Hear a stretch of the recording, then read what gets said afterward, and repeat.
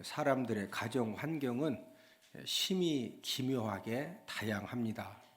어떤 사람들은 태어날 때부터 물질의 어려움과 또 부모님들이 우상 숭배를 하고 또 부모님의 성격과 성품이 굉장히 거칠고 모나서 이 태어난 가정 환경이 열악한 그런 환경에서 태어난 사람들도 있고, 반면에 태어날 때부터 물질의 부유함과 또 신앙의 유산을 물려받은 그런 사람들도 있습니다.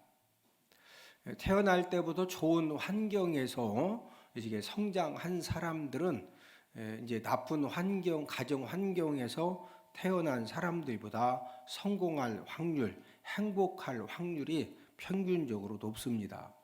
그러나 이 물질의 부유함과 또 신앙의 유산과 여러 가지 좋은 환경에서 태어난 사람들도 위험 요소를 가지고 있는데, 물질의 부유함과 신앙의 유산을 좋은 가정 환경을 물려받았지만 문제는 좋은 줄을 잘 모른다는 거죠.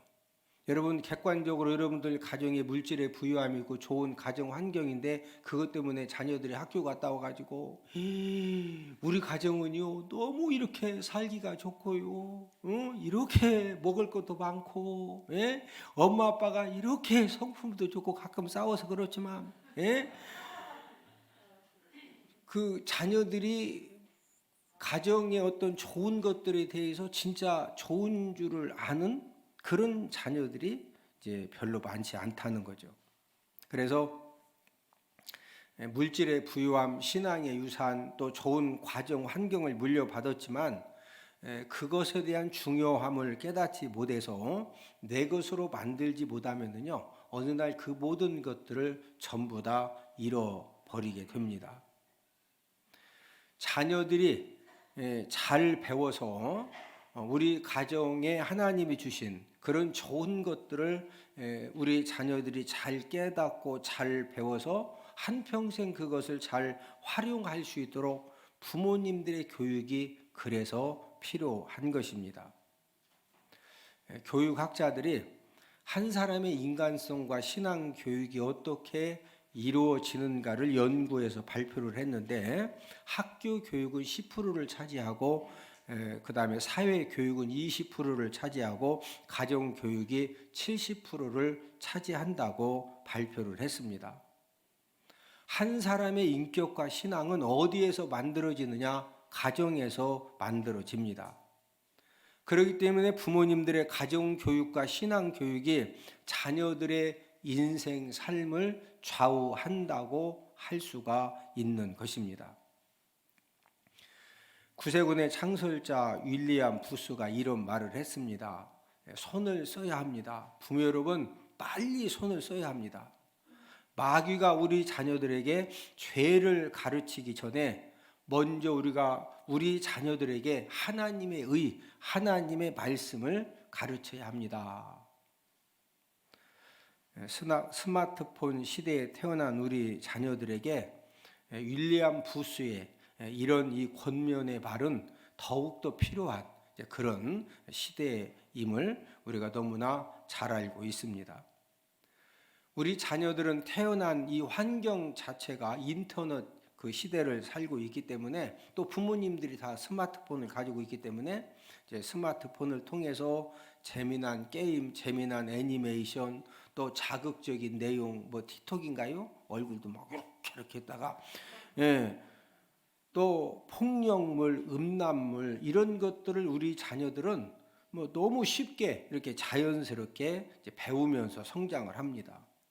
우리 어렸을 때는요, 이렇게 이제 라디오도 한 동네에 이장님 집에만 라디오가 한 대 있습니다. 그래서 저녁이면은요, 추운 겨울에는 못 모이고 이렇게 이제 그 여름, 봄, 가을 이런 때는 이장님 집 마당에 모여가지고 그 라디오를 통해서 연속곡을 듣는 거예요. 아무것도 없어요. 예? 우리가 성장할 때는 이런 추운 겨울이면은 내복에다 내복을 입고 양말을 신고 잠바를 입고 막 이불을 2개씩 이제 덮고, 그리고 뭐 배울 것이 별로, 머릿속은 텅 비었는데 대신 머리가 좀 깨끗했어요. 우리들은 그렇죠. 근데 요즘 아이들은 어렸을 때부터 스마트폰, 인터넷을 통해서 재미난 게임, 애니메이션 막 그 자극적인 내용들, 폭력물, 음란물을 너무 쉽게 머릿속에 이렇게 배워 놓아가지고 하나님의 말씀을 교육하고 또 신앙을 교육한다는 것이 정말로 힘든 그런 세상에서 우리 자녀들이 성장을 하고 있습니다. 마귀가 폭력 문화, 재미 문화, 음란 문화로 우리 자녀들의 정신을 정말로 너무나 이렇게 무섭게 정복을 해 가고 있습니다.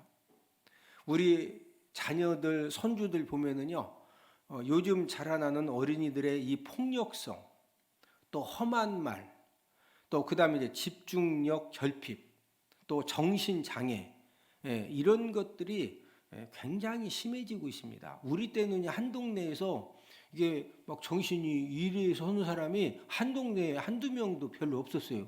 그리고 뭐 이럴 새가 없어. 막 빨리 나무 해야 되고 군불 떼야 되고 막 소죽 써야 되고 그러지. 어디 이러니까 요즘 보세요.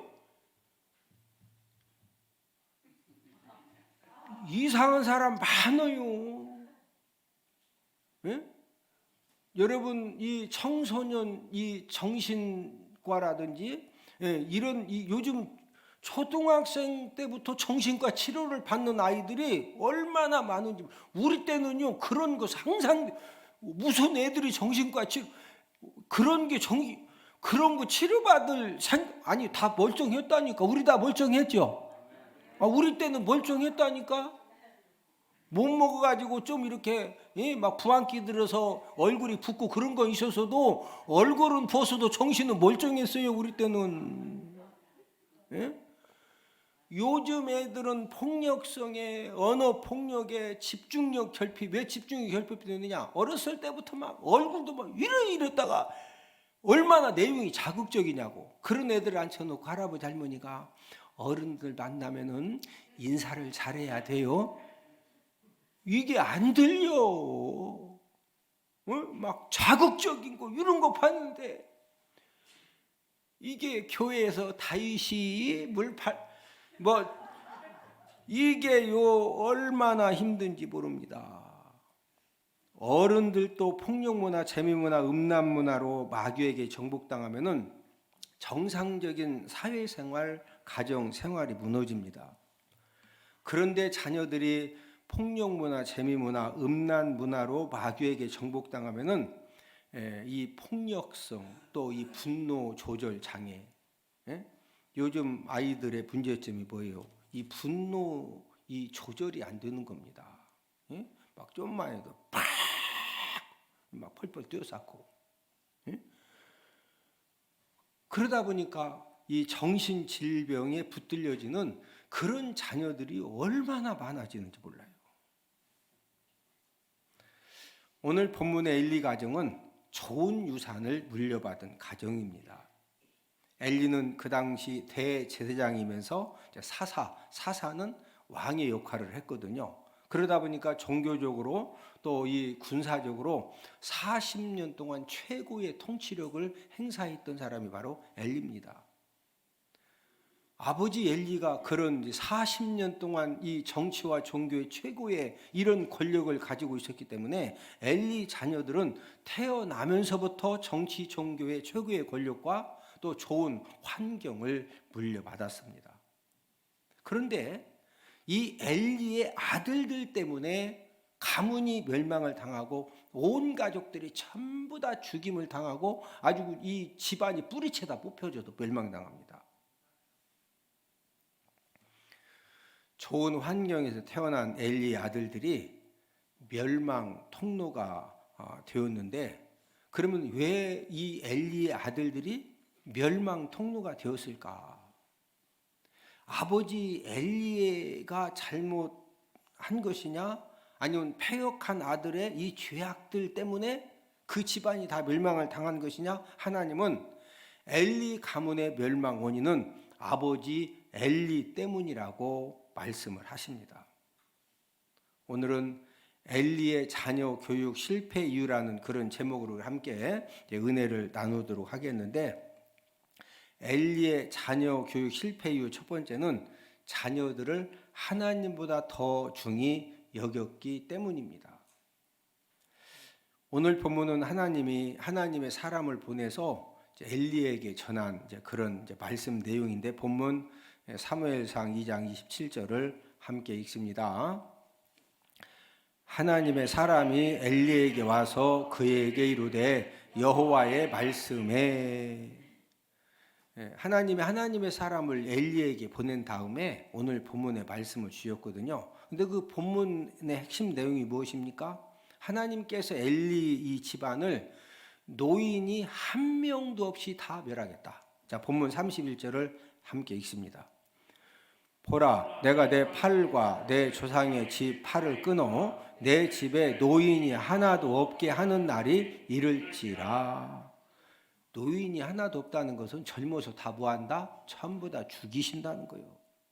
뿐만 아니라 출산하는 모든 자녀들도 젊어서 하나님이 다 죽이신다는 거예요. 자, 사무엘상 2장 33절 함께 읽습니다.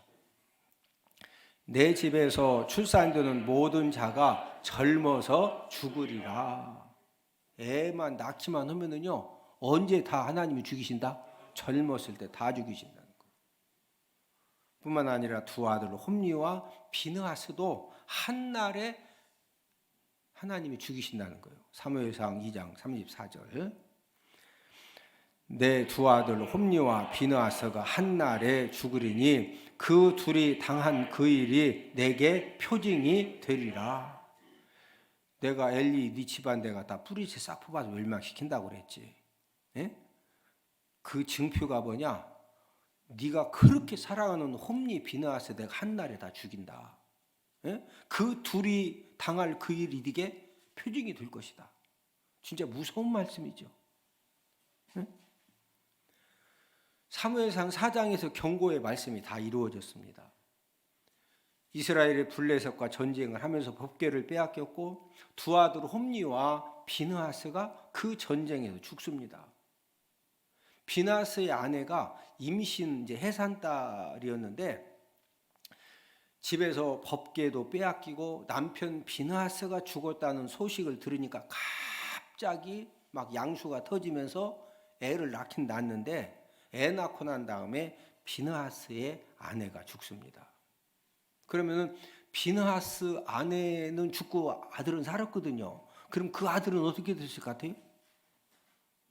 하나님께서 뭐라고 그러세요? 앞으로 태어나는 애들은 다 뭐한다? 젊어서 뭐한다? 젊어서 죽었어요. 그리고 더 이상 이야기가 기록되지 않습니다. 하나님이 엘리의 두 아들을 죽이고 집안을 멸망시킨 이유가 무엇입니까? 그것은 바로 두 아들의 종교적인 타락과 도덕적인 타락함 때문입니다.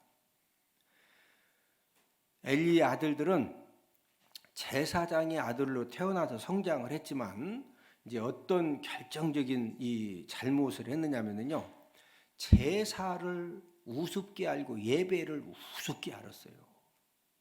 예? 여러분, 제사를 우습게 알고 예배를 우습게 알으니까 그 제사 예배를 회방도 합니다. 그 회방한 내용이 사무엘상 2장 12절에서 16절에 이제 상세하게 기록이 되어 있는데, 그래서 하나님이 이런 엘리의 두 아들들에 대해서 뭐라고 말씀하셨느냐? 엘리의 두 아들들은 여호와의 제사를 하나님께 드리는 예배를 멸시했다, 이렇게 기록하게 하셨어요. 사무엘상 2장 17절을 함께 읽습니다. 이 소년들의 죄가 여호와 앞에 심히 크면 그들이 여호와의 제사를 멸시함이었더라. 이들의 죄가, 엘리 아들들의 죄가 여호와 앞에서 심히 크다는 거예요. 예? 심히 큰 이유가 여호와의 제사를 뭐했다? 하나님께 예배 드리는 것을 막 우습게 아는 거예요. 우습게. 예? 지금 여호와 앞에 이 죄가 심히 크다는 것은 심판도 크게 받고 멸망도 크게 당한다는 거죠. 엘리 아들들은 어떤 사람들이냐? 예배의 실패 인생들입니다. 여러분, 우리가 지금 하나님께 뭐 드리고 있죠? 예배 드리고 있죠. 어떤 사람은 예배를 드리면서 오늘도 하나님이 무슨 말씀을 선포하실까? 사모하는 마음으로 혹시라도 내가 예배 시간에 졸아가지고 하나님을 좀 마음을 좀 서운하게 막 그런 마음으로 예배 드는 사람이 있고, 그냥 예배 드리면서 바로 입신 들어간 사람도 있어요. 응? 여러분, 엘리 아들들은 한마디로 예배 실패 인생들이에요. 예배 실패 인생이 되면은요, 어떤 결과가 생기느냐? 이 영적인 공식입니다. 사무엘상 2장 12절 함께 읽습니다. 엘리의 아들들은 행실이 나빠 여호와를 알지 못하더라. 자, 예배를 우습게 하려니까 그 결과가 여호와를 안다 모른다? 여호와 몰라요. 여러분, 여호와 하나님이 어떤 분이죠? 우리 사무엘상 2장 6절 7절 함께 읽습니다. 여호와는 죽이기도 하시고 살리기도 하시며 스올에 내리기도 하시고 거기에서 올리기도 하시는도다. 여호와는 가난하기도 하시고 부하게도 하시며 낮추기도 하시고 높이기도 하시는도다. 여러분, 여호와 하나님은 어떤 분이냐? 저와 여러분들을 죽일 수도 있고 살릴 수도 있어요. 우리를 가난하게 쪽박차게 만들 수도 있고 하나님 아버지가 부자로 만들어 주실 수 있습니다. 여러분, 하나님이 낮추시면은요, 하루아침에 낮아져야 돼. 그러나 하나님 아버지가 높이시면은요, 모든 환경을 초월해서 저와 여러분들 인생에 역전의 역사가 일어납니다. 이런 하나님 아버지를 정말로 바로 알면은 어떤 삶을 살게 될까요? 시청 공무원이 대전시 이장우 시장님 만났어. 시청 공무원이. 이 시장 어디 가시나? 시청 공무원이 시장님한테 이렇게 건방 떨면은 엘리 아들들이 그랬거든요. 하나님을 우습게 한 거예요. 그러면은 여러분, 시장님이 시청 직원들 인사권을 다 가지고 있어요. 응? 인사권이 뭔지 알아요? 저기 한직으로 갈 수도 있고 좋은 보직 자리로 올 수도 있고 계장에서 과장으로 승진도 시켜주고, 그냥 4년 임기 동안에 계속 뺑뺑이 돌리고 군불도 없을 수. 그래서 시장 하는 거예요. 시장을 괜히요. 여러분, 정신이 정상적인 시청 공무원 같으면은 이장우 시장님한테 막 어떻게든지 감동시키려고 시장님만 막 딱 보면, 벌써 인사부터 어떻게 할 것 같아? 막 이렇게 할 것 같아. 시장님 이럴 것 같아? 1번이요 2번이요? 1번이요. 1번 자동으로 지금 인사권을 가지고 있다니까. 인사권을. 하나님이 어떤 분이요? 하나님이 저와 여러분들의 사는 거 죽는 거, 부하게 되느냐 가난하게 되느냐, 높아지느냐 낮아지느냐, 하나님이 주관하십니다. 그러면 하나님 아버지 앞에 예배 드릴 때 예배를 어떻게 드려야 돼요? 감동시키는 예배를 드리려고 막 몸부림을 치는 거죠. 그러나 하나님이 어떤 분인지 모르면 예배를 엘리 아들처럼 막 우습게 알고, 엘리 아들들의 예배를 우습게 아는 사람들이 되어진 이유가 뭐냐? 이것을 오늘 본문 29절에서 하나님의 말씀을 하셨어요. 자, 본문 29절 함께 읽습니다. 너희는 어찌하여 내가 내 처소에서 명령한 내 재물과 예물을 밟으며 내 아들들을 나보다 더 중히 여겨. 하나님이 책망하시는 거거든요. 내 재물과 예물을 밟으며 예배를 막 멸시하고 우습게 알고. 왜 그랬느냐? 네 아들들을 나보다 어떻게 여겼다?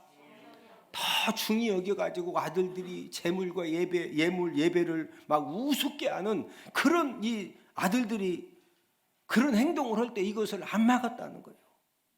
여러분, 부모 때문에 아들들이 멸망 인생이 되었다는 거예요. 너 때문에 네 아들들만 죽는 거예요. 네 집안 가면 그냥 뿌리채 그냥 싹 하나님이 다 뽑아서 다.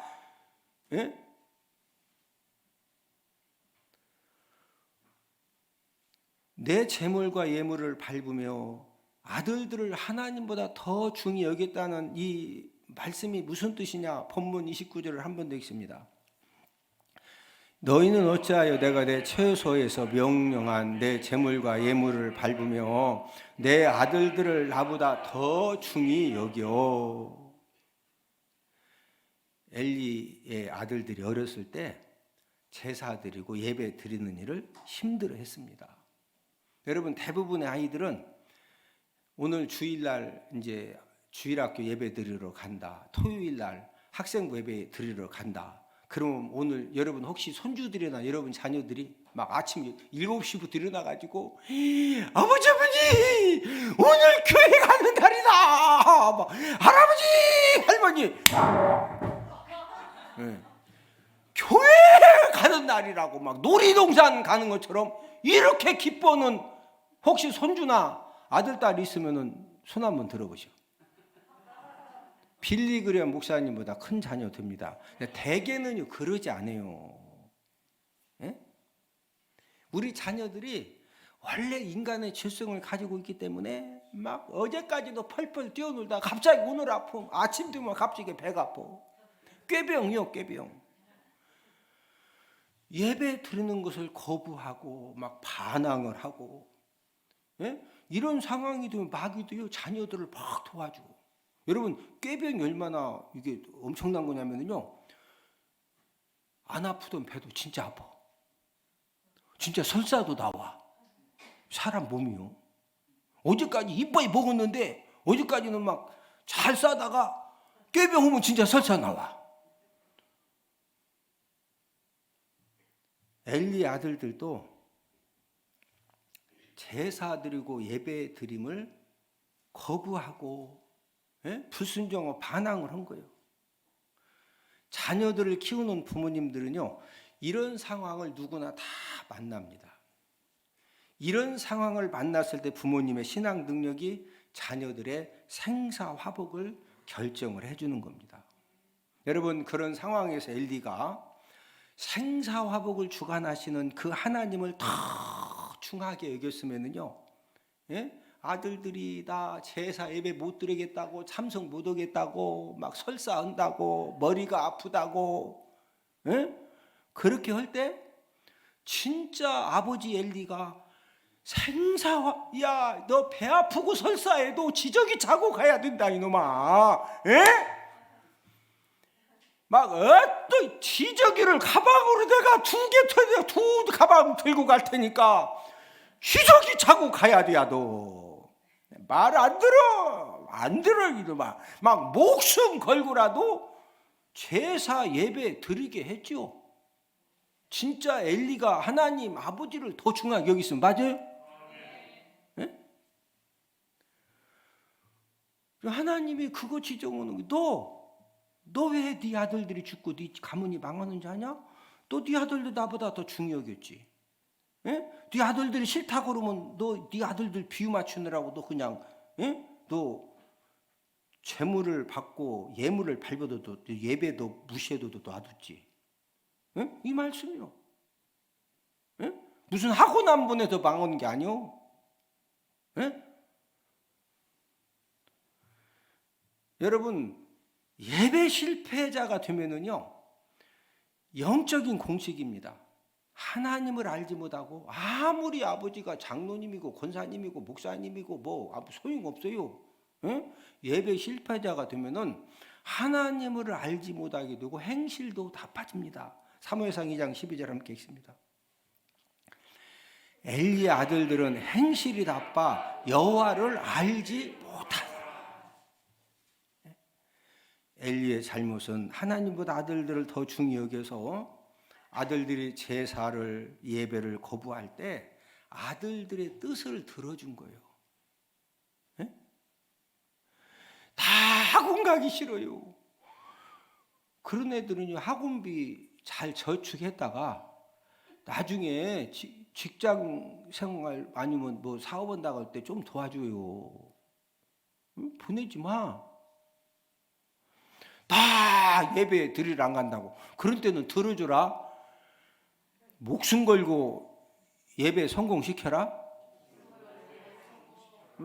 지금 하나님 말씀이 네가 지금 네 아들들을 나보다 더 중하게 여겨가지고 예배 제사 거부할 때 너 그냥 비유 맞추라고 그거 그래서 지금 망한다는 거예요.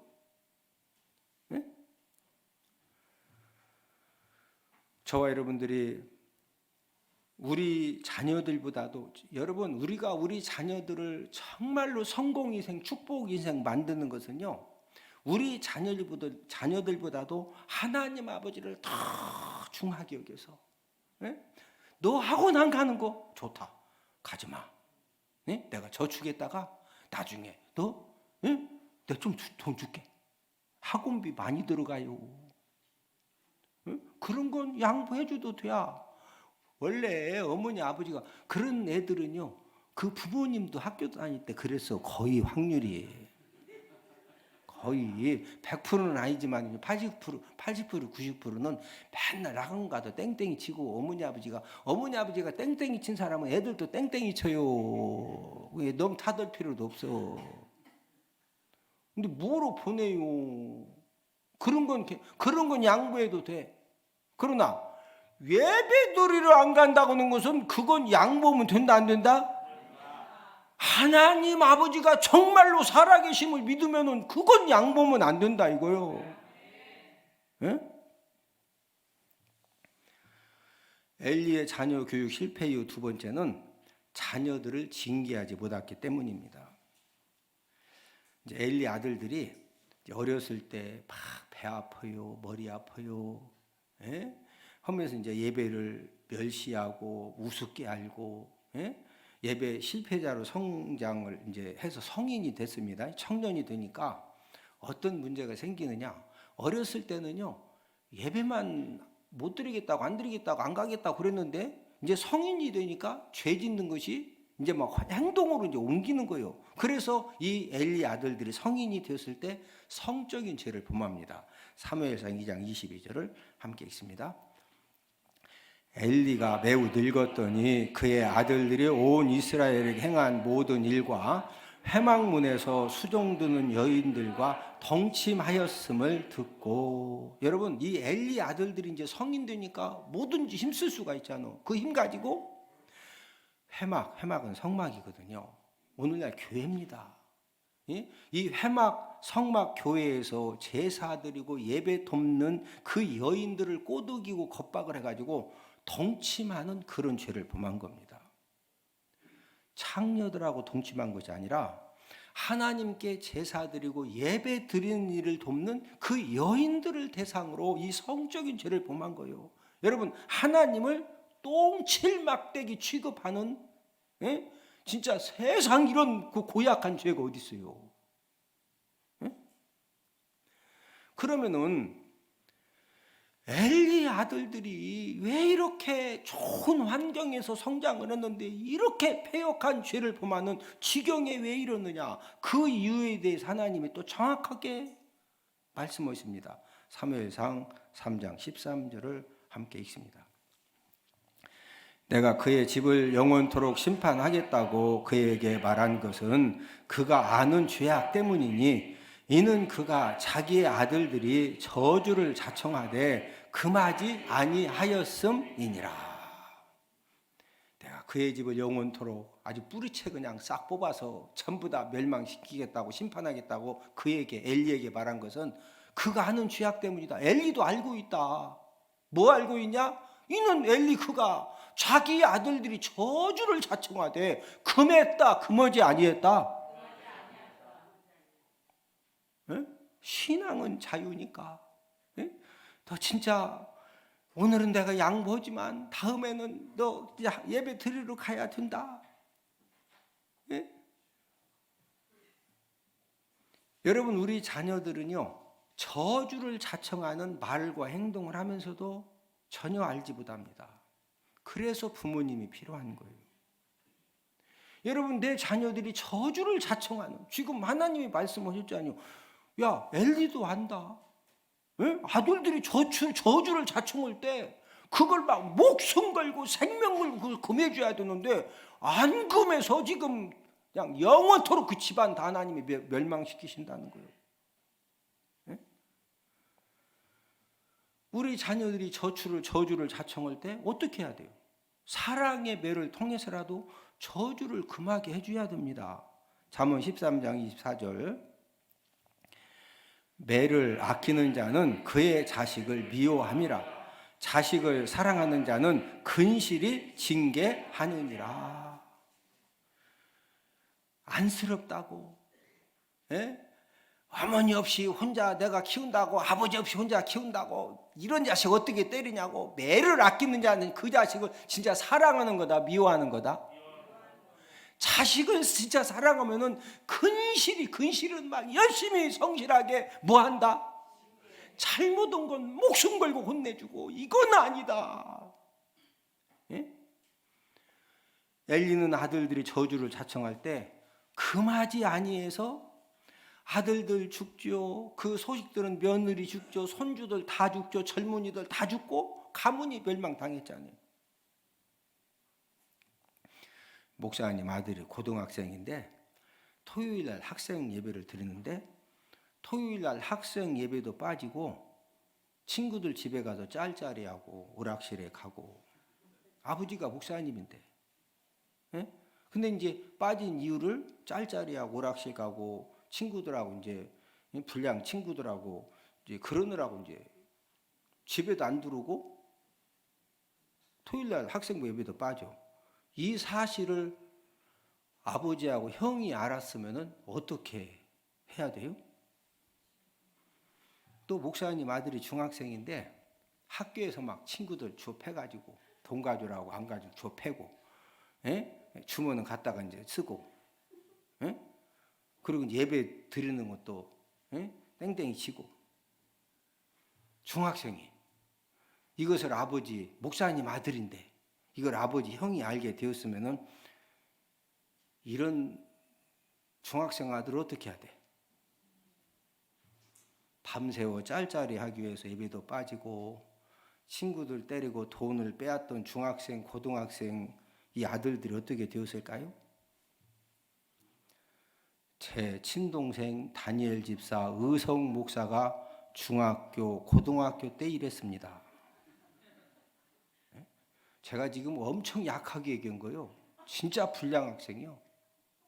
저는 이제 고아원 9년 생활하다가 구두 닦기 하다가 공돌이 이제 생활하다가 제가 이제 신학대학을 다니려고 저희 집에 이제 초등학교 4학년 때 논산 고아원에 맡겨졌다가 제가 이제 집에 딱 왔어요. 보니까 동생들이 완전 불량 학생이요. 예배도 우습게 알고, 예? 저주를 자청하는 동생들을 어떻게 해야 돼요? 다니엘 집사는 10살에 초등학교 입학을 시켰어요. 원래 8살에 보내는 거죠. 근데 이제 복귀가 너무 힘들고 어렵다 보니까 아버님이 다니엘 집사 같은 경우 10살에 초등학교 입학을 시키고, 또 이제 의성 목사 같은 경우에는 이제 호적을, 여러분 인생이 너무 힘들다 보면은요 호적도 제대로 못 올려. 그래서 2살 늦춰서 올려가지고 8살에 학교에 들어갔지만 진짜 나이는 10살이요. 그러니까 2살 아래 동생들하고 학교를 다니기 때문에 초등학교 때부터 고등학교를 졸업할 때까지 학교에 그 짱이라고 있죠. 막 남자들끼리는 이게 주먹 싸움 해가지고 이게 서열을 정하거든요. 다니엘 집사는 군 생활도 연대 그 태권도 대표 선수로 사단 대회 나가서 이제 이렇게 우승을 자주 해서 이제 특별 휴가도 이렇게 자주 나왔거든요. 예. 또 이제 의성 목사는 초등학교 때 충청남 도 그 100m 달리기 선수입니다. 그래도 대전에 와가지고 한 달, 2달씩 합숙 훈련하고 시합에 나가더라고요. 그러니까 이제 우리 형제들이 심성이 착해요. 저 딱 봐도 착하게 생겼죠. 네? 근데 이제 제 동생들이 2년 동생들하고 학교를 다니면서 이제 자연스럽게 막 또 우리 형제들이 운동은 조금 이렇게 좀 하는 편이니까 학교 짱이 되고 또 그거 되고 나면 그거 지키느라고 이제 맨날 또 이제 그러니까 이제 불량 학생이 되는 거예요. 동생들이 달리기를 잘해. 충청남 도대표 선수라고 했잖아요. 그러니까 이제 뭐 딱 잘못하면은요 놓치면 못 잡어. 저도 달리기를 잘하는 저보다 도대표 선수도 어떻게 잡냐고. 네? 딱 잘못해 일단 허리를 딱 잡아. 다니엘이라고 허리를 딱 잡고서 창고에 가서 밧줄을 딱 챙겨가지고 산속으로, 이제 교회가 다행히도 이제 산 입구에 있어가지고 산속 깊은데 끌고 가서 일단 소나무에다 딱 묶어놔요. 밧줄을 딱 묶어놓고 그 다음에 이제 다시 내려와서 왜 그냥 몽댕이를 한 번에 다 못 챙기니까 몽댕이를 다시 챙겨서 올라가가지고 산속 깊은 데서 막 묶어놓고 쭉 패면은요 동네 사람들이 어디서 사람 죽는 소리가 나는데 어딘지 못 찾아. 응? 그리고 뭐 사람 놀래로 쫓아오면 그때는 다 풀러가지고 어깨 동무고 내려오니까 등산 갔다 온 줄 알지. 딱 묶어놓고서 몽댕이 딱 들고 가서 착한 학생 돼야 된다. 바르게 살아야 된다. 목사들이 예배를 빠져? 예배는 성공하는 거다. 제가 고아원 9년 생활하면서 9년 동안 무지하게 얻어맞고 때린 실력을 제가 9년간 제가 뭐 단수 제가 한 100단 돼 100단. 그 실력 가지고 묶어놓고서 제가 진짜 아니 맞아야 되겠죠. 엄청나게 제가 진짜 때려줬죠.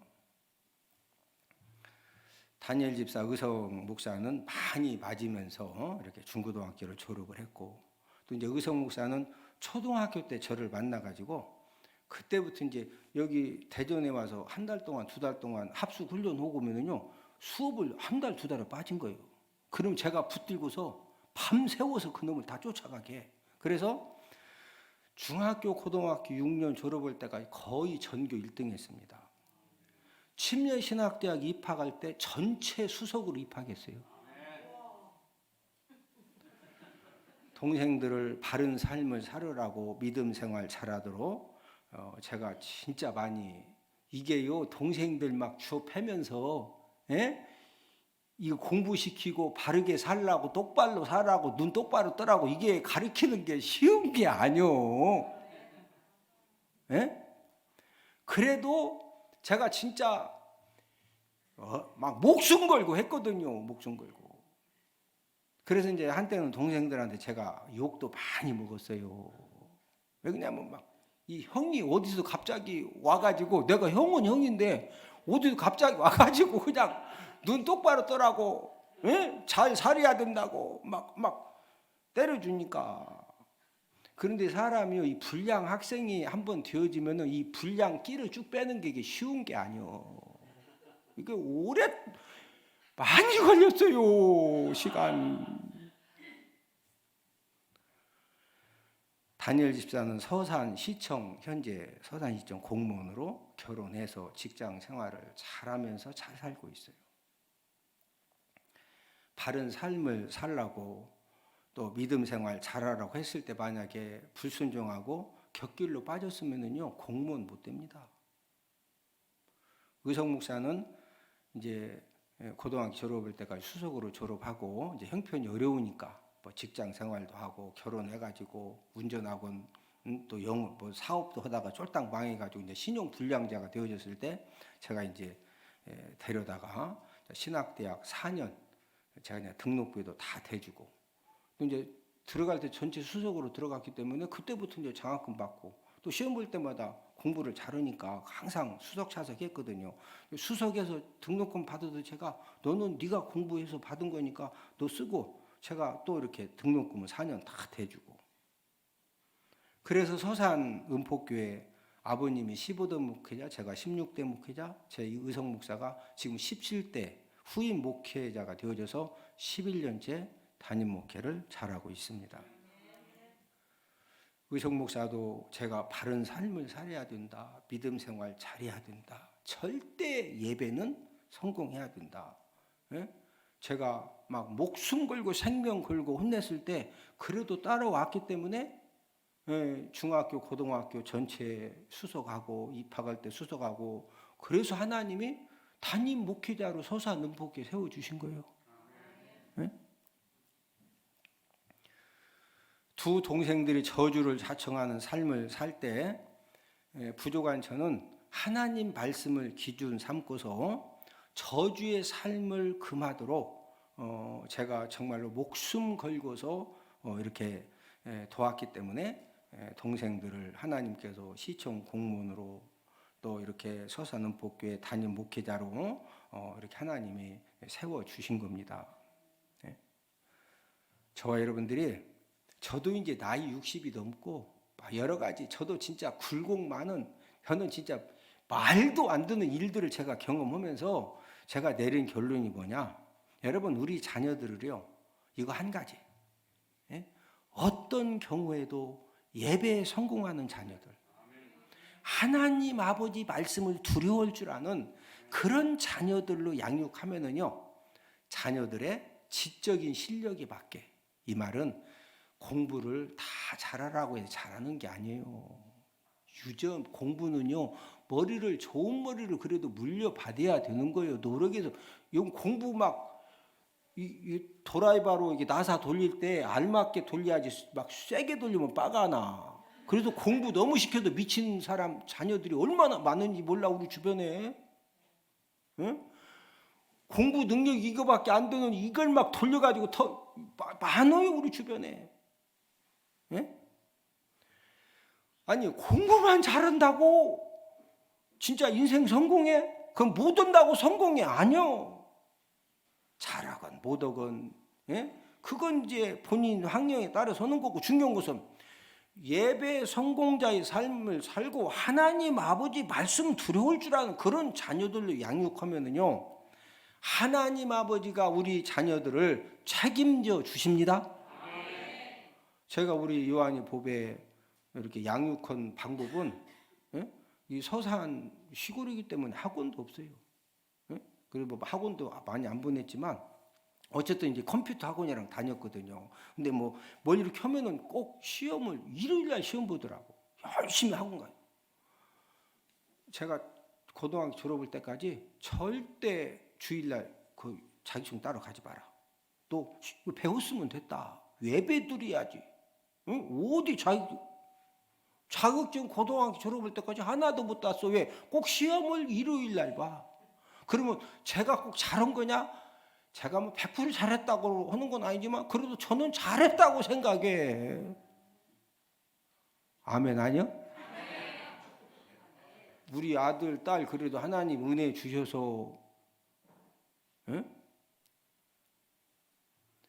여러분, 엘리 아들들처럼 아무리 좋은 환경 여건을 물려받았어도 예배를 우습게 알면은요, 본인도 모르게 도덕적인 삶도 결국에 다 무너지고 하나님의 도우심과 은혜 주심의 통로도 막히기 때문에 여러분, 절대로 복된 인생의 삶을 살고 싶어도 안 되는 겁니다.